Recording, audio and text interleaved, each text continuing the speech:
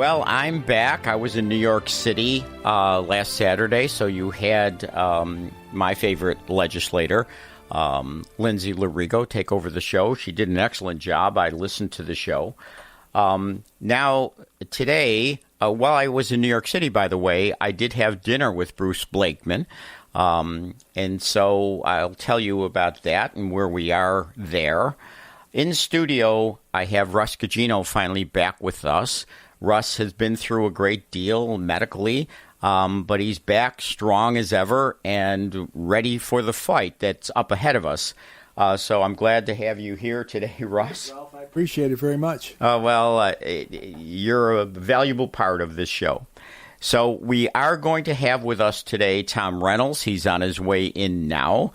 Tom Reynolds, as you know, is or was the go-to guy for Erie County. Tom served as an elected councilman in the town of Concord when he was 23 years old in 1974. He was chosen to be clerk of the Erie County Legislature in 1980. He was elected to the Erie County Legislature in 1983 and served till 1988, when he was then elected to the New York Assembly from 1989 through 1998. He became the leader, minority leader in the Assembly from 1995 to 1998. He was elected the Erie County chairman. He served as chairman of Erie County in 1990 through 1996. I became chairman in 1990. And so we served together. And then he was elected to Congress. He took Billy Paxton's seat and was elected to Congress in 1998 and served 5 terms there before he retired in 2008. Tom has always had his hand in politics. He's always had a business on the side also. But Tom was always the go-to guy. And so he'll be here. We're going to talk with him about various things. We're going to talk with him about the national level, where Trump is at this point in time, where we are going to be with the Congress and with the Senate. Hopefully we'll talk a little about the war and what needs to be done there with President Trump. And then we'll talk about New York State politics. So in terms of New York State politics, as I said, I had dinner with Bruce Blakeman the Friday before last. So in that dinner, my promotion was to him that we should have someone like Bobby Ann Cox go to all the gun clubs, get people registered, and motivate gun owners to vote. It's an important aspect of what we have on our side, but don't have the full use of at this point. A lot of gun owners don't register and don't vote. It needs to be done. This is an administration that wants to take your guns away. So it is absolutely necessary. They are eroding our Second Amendment every single day. And Kathy Hochul is right there with Mondami, trying to take your guns away at every level. So, again, we need someone strong like Blakeman, who is a fierce supporter of our Second Amendment. So we need to get out and vote for him. So let me just tell you what the recent polling is. Now, there was a poll done in late July. It was done by our side, but what it shows is that Kathy Hochul is at 47% and Bruce is at 43%. A 4-point difference at this point in time. That is clearly amazing. That is clearly meaningful. It clearly shows that we have the ability to win this race. More importantly, maybe, what the poll showed is that somewhere between 57% and 63% of voters want someone else. They're not satisfied with Kathy Hochul. In fact, she only has somewhere between 31 and 33% that are strong in her reelection. So this is for sure a winnable race. So, Russ, you've been home. looking at all of this and, watching what's going on, what's your take on where we stand in New York State with the race between Kathy Hochul and Bruce Blakeman? I think the race for governor is going to depend greatly, certainly, on what goes on Long Island. And I think Bruce Blakeman is showing he's campaigning mostly in Long Island. But upstate is going, particularly Erie County, is going to play a crucial role. This has similarities to Mario Cuomo and George Pataki. Yes. You carry Erie County, you win. And I think Kathy Hochul's support in Erie County has drained considerably. The upstate mom from Buffalo thing has worn off. She doesn't live here anymore, by the way. No. She's now living in New York City. Yep. And she's acting like it. For sure. She's New York City Kathy Hochul. But when you take us back to those days, it was ABC, anybody but Cuomo. Yes. And that is where we really are today. It is, people don't like Kathy Hochul. That's the strongest force that we have going for us. And then Bruce needs more identification throughout the state. He's obviously the Nassau County executive, has been involved a long road over there in Nassau, in downstate. People upstate have met him. A lot of people have. He's going to do a bus tour, he told me, which is extremely important and extremely beneficial. When he does it, he said he's going to do it in August. I think it's supposed to start maybe August 9th or something like that. So when he's around, hopefully our audience will come out, greet him, and support him. I think Bruce Blakeman has to also expound on his support for conservative positions and conservative values. It's not enough to be against Kathy Hochul.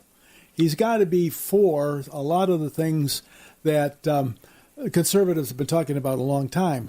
Individual freedom. I mean, for example, the way the correctional officers were treated by Kathy Hochul is a disgrace. The idea that they were not only fired, but they were banned from being employed by New York ever. That's very anti-labor for somebody representing the Democratic Party that's supposed to be pro-labor. I think we've got to remind the voters that this person will do anything to get elected, and she's really betrayed a lot of even Democratic values. She's really much closer to Mondami than she was to traditional Democrats, and I think we have to remind her of that. And Bruce Blakeman has to remind people of that. Well, this is a woman who's nowhere near the woman she was when she was a Hamburg Town Councilwoman or when she was the county clerk who refused to give driver's license to illegal immigrants. This is not that woman anymore. This is a woman who put her finger up in the air and thinks all the votes are in New York City, all the votes are with Mondami, all the votes are now DSA, Democrat Socialist, and she's gone in that direction. She has no real values of her own. You know, one of the things that Kathy Hochul complains about is the fact that the energy, particularly electric energy, is so taxed that we can't afford to develop data centers in New York State. And yet, in the same breath, she will be against opening up the vast natural gas resources, the Marcellus Shale, that mountain range that goes well into Pennsylvania, starts in New York. Yes. And there are, I was told by people in that business, there are at least 10,000 to 15,000 jobs in that area, paying at least $100,000 per job, that are going nowhere because she refuses to seek new energy sources. And when you don't have energy, you don't have industry. And when you don't have industry, the tax base shrivels. Well, Tom just got here, so welcome, Tom. The congressman has arrived, ladies and gentlemen. That's perfect. Please stay seated. It's all right. It's not even Congress time. That's usually a half hour late. I'm only 15.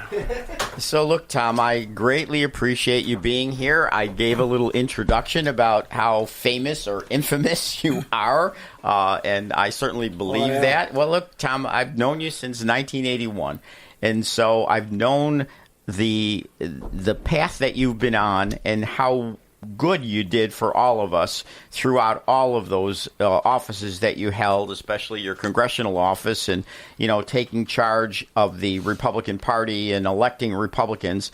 So now what we're talking about is the polling that was just done by Red Oak Strategies, which was a poll that Blakeman put forth. But in that poll, Blakeman is only 4 points behind. Kathy is at 47. He's at 43. So what do you make of that? Well, the granddaddy of my seat, Jack Kemp, would always say that it's a snapshot.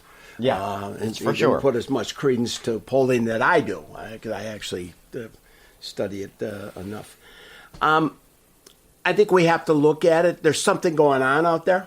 I don't know exactly yet as I look at the country, but while nationally everybody wants to talk about are they happy with Trump, they're not happy with Trump. Right. We are New Yorkers. Right. And I ain't happy with New York. That's and exactly so right. That's what I look at, the average guy. And I mean, even as I look at Chuck Schumer always in his books and other stuff said, I look at that guy in Hempstead, which is an 800,000 town in Long Island. Yes. What are they thinking? Well, they're thinking that New York is not doing them so well.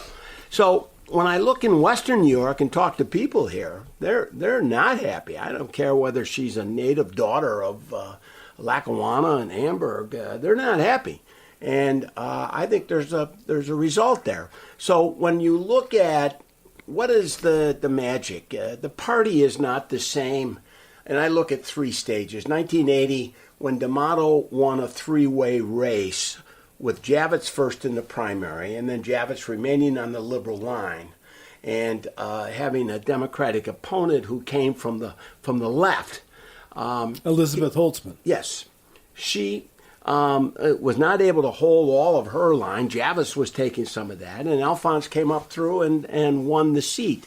But the party structure was much stronger in 1980 than it is today in both parties. Mm-hmm. I mean, what's indicative, Jerry Zellner can't win as party chairman. That's exactly right. That speaks to the challenge of parties.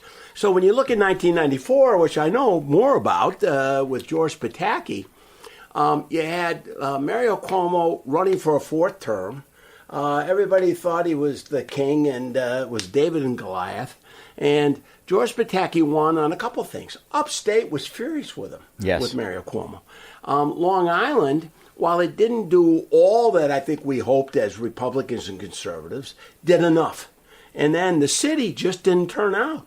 And so it made a win. Again, the party was stronger in 94 than now. What we talked about was the ABC back then. Anybody but Cuomo. Right. So that was that was certainly the mentality upstate. That was the mentality here in Erie County. ABC. I think so. Another part of this poll is that 57 to 63% of voters want someone else, not Kathy. She only has 31 to 33% that say for sure they're going to vote for her. That's all she has. And when you're an elected official, when you're sitting in office and 57% of the people want someone else, what does that mean, Tom? That's not a good sign. And so that gets into where we open this up by saying there's something going on out there. And so when I look at it, there's no party strength here on Kathy, and to some extent, certainly the Republicans. And so it becomes anybody but Kathy, anybody from that. And when I listen to the Blakeman headquarters, some of them are coming in for signs not based on, I've seen Blakeman, I like what he's doing, I want to get rid of her. And that's a very interesting message. I like listening to things like that. So when you look at Andrew Cuomo's last race, he did not do well upstate, and he had a hellish turnout downstate. Kathy also suffers. New Yorkers from New York City, and I learned this well when I was a state legislator. If you're from Buffalo, they're not even sure what state that is. So they've never really accepted her. And I sent a picture to Joe Cairo, the Nassau County chairman, of a picture of Kathy along with the mayor of New York, and I said, this thing's worth 1,000 words. I mean, she's kind of That's exactly doing all right. this to kind of get accepted to the left, and the left ain't going to accept her. They may vote for her, but they're not accepting her. We're going to take a short break here. We'll be back with Tom Reynolds and Russ GUGINO right after this. We're talking about all things politics today. We're obviously talking about the race, governor's race here in New York, and Kathy Hochul versus Bruce Blakeman, and the fact that recent polls show them only 4 points apart. Kathy with 47 and Bruce with 43% and a bunch of undecideds. He started at 20 points down. He has come up to that. We are in the position to win. I want to play for you a commercial that was put together by Blakeman that really tells the story about what Kathy has done in New York. So here it goes. I'm voting for Hochul because she really looks out for guys like me. I got picked up for selling crack last week, and the week before that, I mugged some dude too. But thanks to her, I'm never going to jail. We're voting for Kathy Hochul because she gave us this amazing hotel room for free. Even the room service is covered. I'm voting for Kathy Hochul because she does whatever we tell her to, and I'm sure our campaign donations have nothing to do with it. I'm voting for Hochul because she basically gave me an early retirement. They stopped prosecuting people for crimes, so now I get to sit back and play Candy Crush all day. I'm voting for Kathy Hochul because my moving business has taken off since she got into office. So many people are leaving New York, my phone's ringing off the hook. I'm voting for Kathy Hochul because every time we ask for a rate increase, she approves it, no questions asked. Brought to you by criminals, cronies, and illegal immigrants for Hochul. So that tells the story. When you see the video along with that, and you see the criminal at the beginning, you see the illegal immigrant in a luxury hotel room, it just tells the story of what's happened in New York State.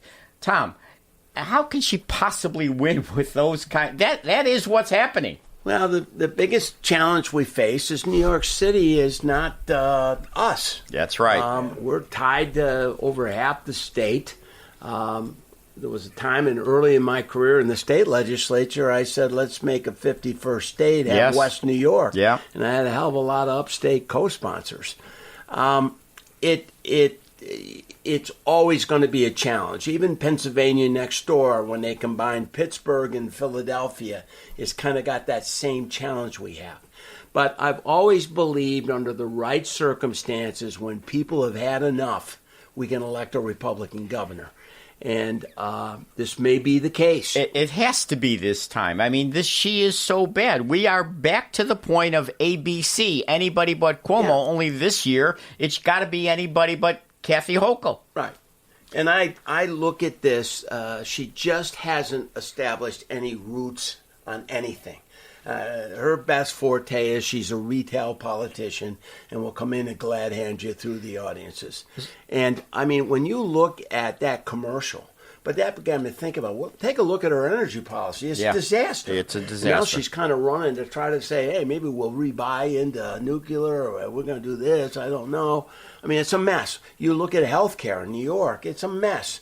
You look at affordability. I mean, I go in and buy stuff for the weekend when I like to do a little cooking, and I get sticker shock as it's going up. Yep. They want to pass that all off to the national scene. This is New York and the cost of living in New York.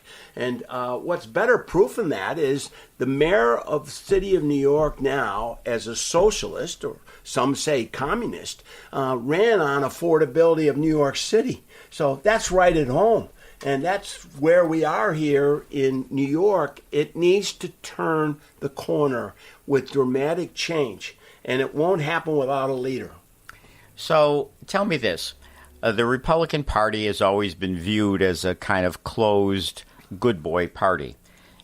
What we have now running for governor, our top of the ticket is a Jewish governor, an Indian, Italian, or lieutenant. Our ticket. Oh, yeah. Our ticket. So we have Bruce Blakeman is Jewish, Sarita is Indian, Right. and Joe Hernandez is Cuban. Yep. If you would have told somebody 10 years ago at the top of the ticket, these are the three nationalities we have, you would have thought that was the Democratic ticket.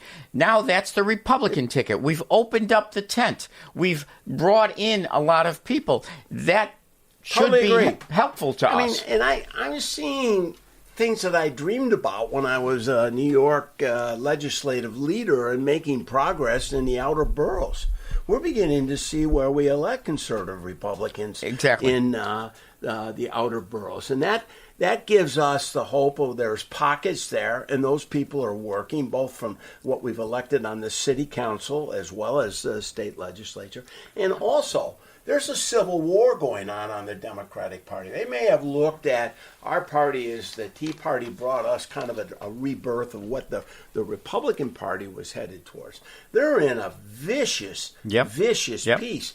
And it's not only the establishment Democrats with the progressives or the socialists, it's also got an age factor. And I'm looking at people I've known 30 years in the Congress that are fighting for their lives in races. We saw that in New York with just the socialists winning in 3 seats on Congress on primary day in New York City. That is an upheaval that doesn't heal up here. So the redistricting has obviously made a lot of seats safe. So redistricting is everybody takes care of themselves.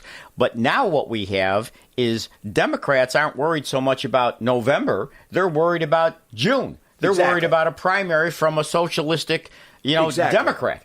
That's where the party struggle is in that Democratic Party today. Yes. And so that upheaval isn't healing. I mean, right now, Chuck Schumer is in his low ebb of we've known him in the times he was elected to the Assembly at age 23.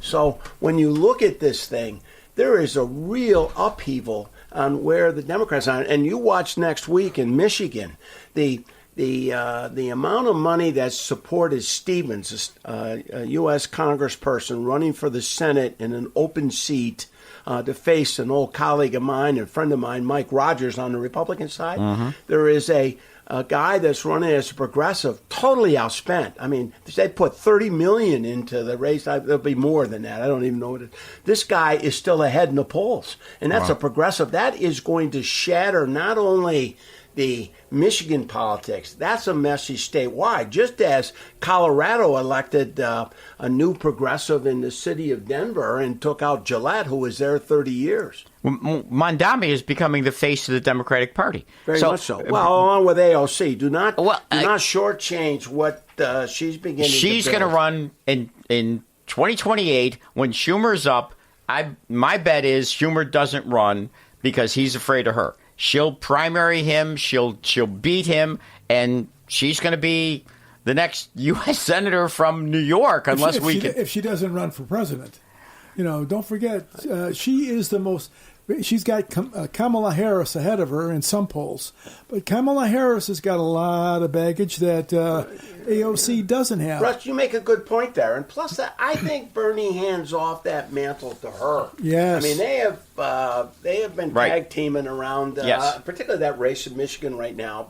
And she's a little more cautious on who she endorses. Bernie has done far more of this progressive endorsements around the country. But bringing that back to New York, there's an opportunity here, but the Republican and conservative parties and independent blank voters that just want good government. Yes. This is a time to believe that you can make change. And if you don't get involved in thinking about making change by just showing up, it'll never happen. So it needs, in the next months ahead, a true commitment to getting involved enough to show up and make that vote. So, to me, I've always believed that people become blanks when they're not in favor of the party that's in the majority. And here in New York, we have 3+ million Democrats, 1.7 million blanks, and 1.4 million Republicans. So there's more blanks now than there are ours in New York. I've always believed that, Tom, I don't know if it's true, obviously. I haven't done anything to test it out. But I believe that people are They don't want to be part of politics. Politics is divisive. It's a blood sport. They hear negative things all the time about politicians. So they vacillate. So if the major party is the Democratic Party, which it is in New York, it's easier to be a blank so that you're not in that divisiveness. But I still believe that those blanks aren't Democrats. No, they're not going to vote on that line. We just got to get them out to vote. We got lean Democrats, lean Republicans that are independents, and then we have they're in there to take a look at what's going on. And campaigns are now getting sophisticated enough that they can begin to try to figure out who is that true blank voter that I've got to capture. And when you look at different races, 06 and 08, a Republican could not find an independent voter that wanted to vote Republican. In 12, it was just the opposite. You couldn't find an independent that wanted to vote for the Democrat. And so those are some of the swings. And then there's that one that looks at they're in charge, I'm not happy, therefore I'm voting the other way. Yeah. And what we have to look at for that is Trump is not on the ticket. Yes. So there are certain disadvantages we have in congressional and other races because he's not on the top of the ticket for us. Right. But on the other side, in New York, this is the top of the ticket is one Kathy Hochul. Well, to me, Trump's got to come to New York. He's got to be part of this race to get Congress and the Senate back in his hands. Well, there's no question that my personal opinion is that I'd like to have him back on domestic issues, talking about what's important to people. Yep. Now, he's got a lot of things on his plate. I get that. I will give you that Mike Lawler is one of the most competitive Republican seats in the country, which is Rockland, Orange, Dutchess, Westchester, in that area. And Trump was in there for him at Lawler's request not terribly long ago. Blakeman needs some of that to put some of the firepower in our base because we need to turn our base out. And if it comes out and we can attract independents and some Democrats, that's the kind of equation we need to have Blakeman become governor of the state. Look, Lee Zeldin was 377,000 votes away from winning the race. It shows it can be done. Lee did a tremendous job of bringing out votes. A couple of percent more, gun owners, if they voted, Lee would have been the governor. How do we, Bruce is not as visible as Lee was. He tells me that he's going to do that bus tour. I'm very much in favor of that, obviously. I like that. Yeah. Kathy is so damaged that this is our opportunity. Bruce is an excellent guy when you see him face to face, when he talks, when you hear what he's done in Nassau. I mean, this is a man who stood up against Letitia James in Nassau, said, we're not going to allow men and women sports. I don't care what you want to call them. We're not going to allow men and women sports. Added 500 more police to the police force in Nassau County without increasing the budget. He stood for a lot of conservative values in Nassau. He is the right guy at the right time. But he needs recognition. She's got $21 million, and he's got $4 million. What do we do about that? Oh, he's picked up more than that now. And some of that's matching funds. Okay, yeah. So I think I recall him that she had a 3-to-1 ratio, which put him about $8 million. Okay. And so with $8 million, is it enough? I don't know if it's enough. If it's anybody but Kathy, depending on how that's used, it can go. And they tried to shut him out with this one-party rule we have in New York of getting matching funds. Yes. And they softened it up so they could collect all sorts of cash. And then they changed the rules midstream on him.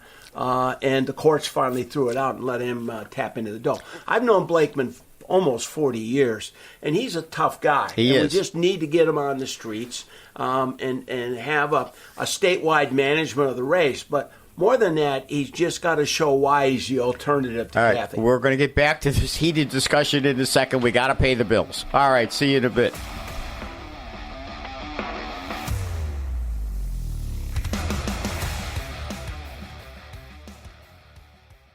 Tom Reynolds, Russ GUGINO, and myself regarding this election, this gubernatorial election. So Bruce is the top of the ticket. Unfortunately, the sheriff, who's running as lieutenant governor, I don't know that anybody really knows Todd Hood's, his name, who he is.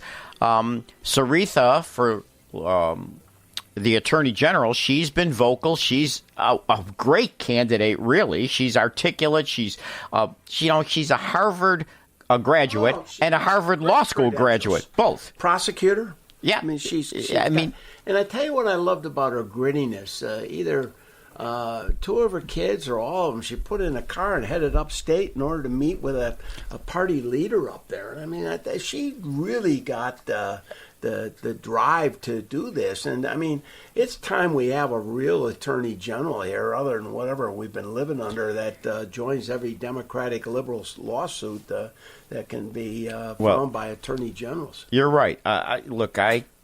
I think Letitia James is absolutely terrible, the worst what we ever had. I think Saritha is the real thing.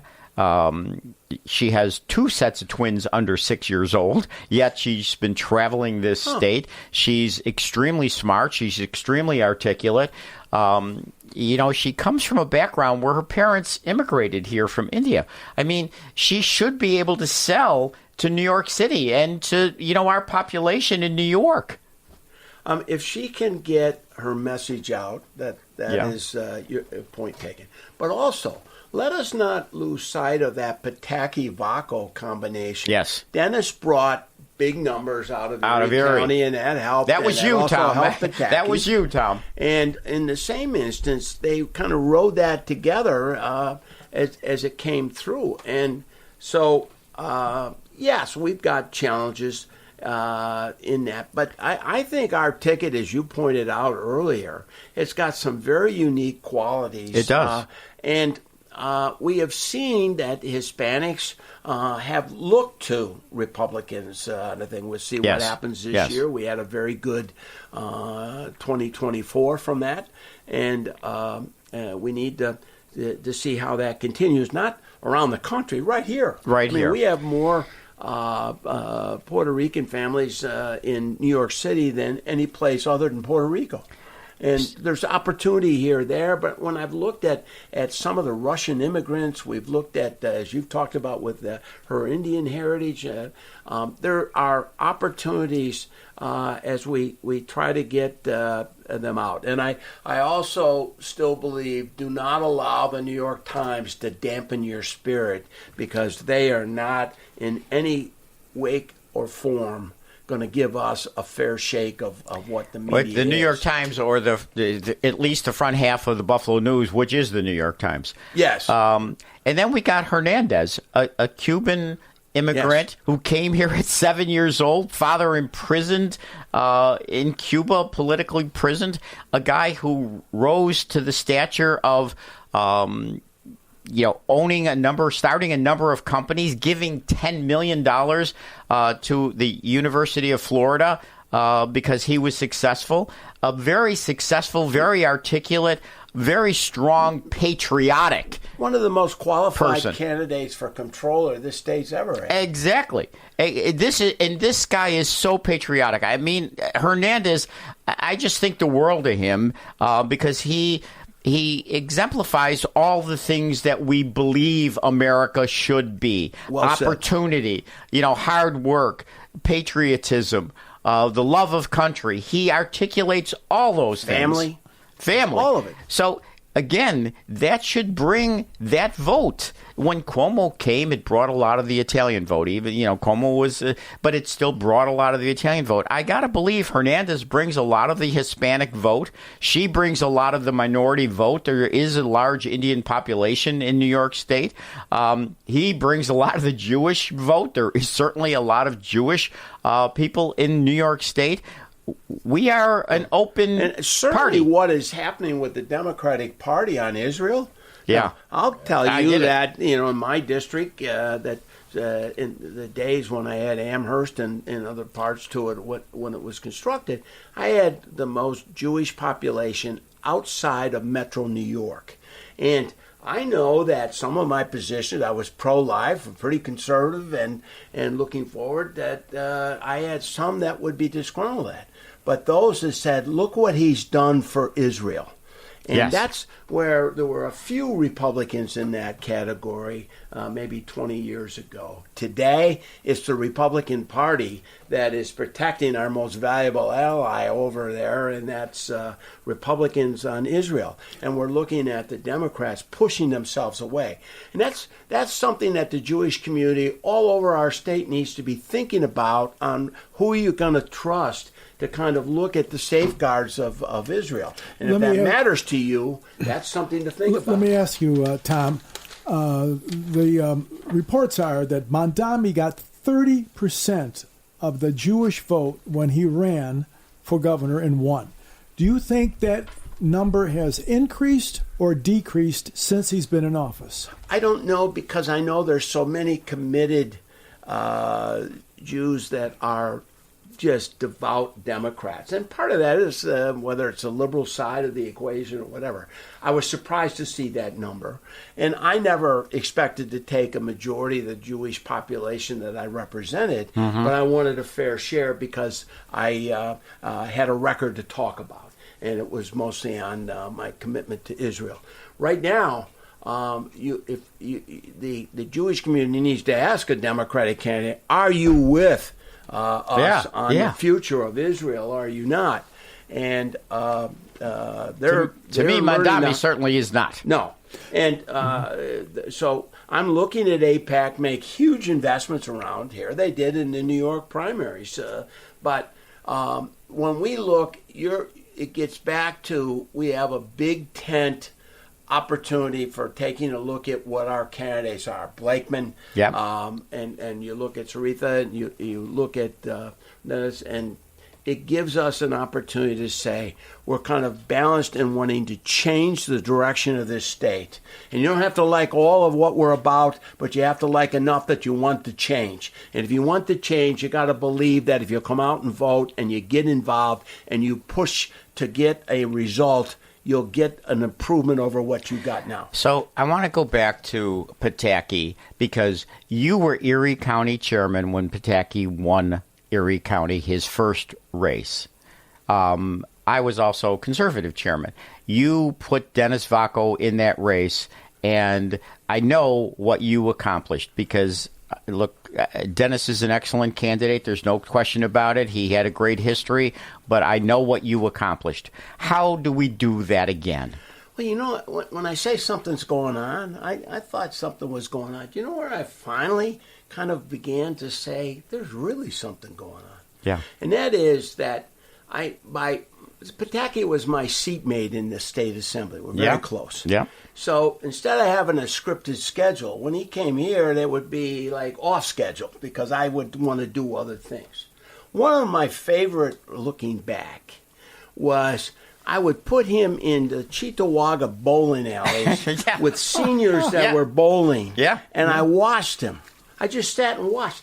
They just clicked there. I mean, this is the old Democratic turf. Cuomo's the governor. He's been governor 3 terms. He's running. And I'm seeing a kinetic energy there that I said, there's something going on here. When I'd listened to a couple, I used to have a weird focus group back then. My wife was from Dallas, Texas, and I used to see her stuff was coming in from TV, what she was thinking. Mike Brady's father, Brady was my press guy for 20 years, was a welder at Rich Products, always voted Democratic in some of the stuff he's seen. Mario Alaimo, God rest his soul, his father is first generation Italian. As he came over, Mario was first generation. Father was a laborer, 210, saved enough to get his wife over from Italy, and he's beginning to say, I like something about this guy. Now those 3 became to where I'm saying something's going on there again. Yeah. So when I say something's going on here, I haven't seen it quite like this. Something's going on here. And the freshest I say of that is the type of people coming into the Blakeman headquarters in Amherst asking for signs and other stuff. It means they want to, and you know, it's like when I started as party chair in 1990, I knew everybody's phone number that was a contributor. Yeah. So it's not anything new when Bob Davis looks and says, I've never seen this guy before. It means that there's people coming out of the woodwork asking for signs, asking to get involved. By the way, if you need a Blakeman sign, mine is the Southtowns headquarters. So my office at 101 Slade Avenue in West Seneca. If you want a Blakeman sign, and hopefully you do, you can come to my office. We've got the signs put together for you. Just pick up the signs you want. They're free. You take them, put them up. 101 Slade Avenue, West Seneca, Law Office of Ralph Lurigo. Come get your sign. So, Tom, though, I want to know, you were the chair in Erie County at the time. You put Dennis Vacco in the Attorney General's seat. We need to do that again. We need that kind of motivation. What can be done? Well, I think we have to use what I say it's the time we have left, because the only thing we can't control is the date of election. Yes. So we need to start now believing we can do this. And that's where I started on rebuilding the Republican Party when I took it over. You got to believe, and you got to run. You can't win if you're not running. That's right. And so we've got candidates up and down the line. We need to help them get their message out, but it's all focused on turnout so that we make a change. And if we got every single Republican, we're still not going to win. We need to appeal to independents and Democrats that want to see change. And this is about hope and change, in changing the direction, not only for us, but more particularly for our children and grandchildren. Exactly. Let me also add this, that for our listeners, Bruce Blakeman is running as a Republican and as a conservative. So when you go to the polls, vote for Bruce Blakeman on the conservative line. It means more in a lot of ways to vote for him on the conservative line, because the more votes we get on the conservative line, that will mean that the Conservative Party has a much better chance of surviving for years and years to come. And we need also to let people know that the Conservative Party stands for the types of values that families in Cheektowaga, West Seneca, in the city of Buffalo, that what you stand for, we stand for. Kathy Hochul has left the barn. She has left those values, and she's traded Western New York values for New York City values. Remember that, and remember one other thing. On Election Day, Lee Zeldin got more votes than Kathy Hochul on Election Day. The reason Lee lost was she got more early votes. She got more votes before the election. So maybe one of the things, the strategies Blakeman's got to have is a strategy to get early votes. So look, I really appreciate you coming here, Tom. This is a great discussion. Russ, I'm so glad that you're well and back and will be here on a weekly basis. Tom, I need you more. I really believe that you were the impetus that got us there in 1993 or with Pataki and with Dennis Vacco. Everybody needs to listen to what Russ said about voting on that conservative line. It does make a difference. It does keep people on our conservative values.